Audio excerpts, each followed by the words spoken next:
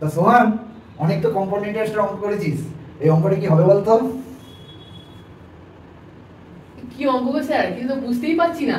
আবার 13 থেকে 23 হবে, 10 ইয়ার্স এর কম্পাউন্ড ইন্টারেস্ট বার করবো কি করে? হ্যাঁ, তো অঙ্কটা তার জন্য একটুখানি বুঝতে হবে। এখানে কি বলেছে না, Mukunda has two grandson, Sachin and Chetan. 13 years old Sachin gets some money from Mukund wealth and 14 years old Chetan gets rest of the money. But Sachin and Chetan will get money only when they get turn 23 years old. Till then the money is in a bank getting interest at the rate of 10% compounded annually. When both turn 23 they receive the same amount.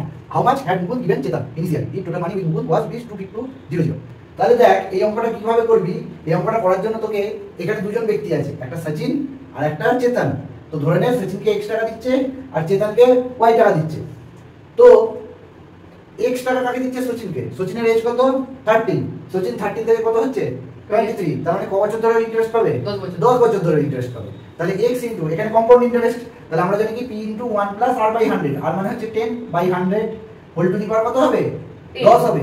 R y এই ক বছর পাবে? এর বয়স 14, এর 9 বছর পাবে। তাহলে এরও কিন্তু রেট অফ ইন্টারেস্টটা same, whole to the power 9। তাহলে দেখ এই 10 আর 9 আমি কেটে দিতে পারি তো, দুজনের পাওয়ার বেসটা সেম আছে।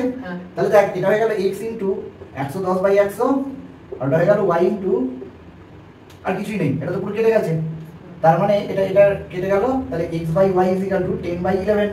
তাহলে x ইজ টু y কত? 10 ইজ টু 11।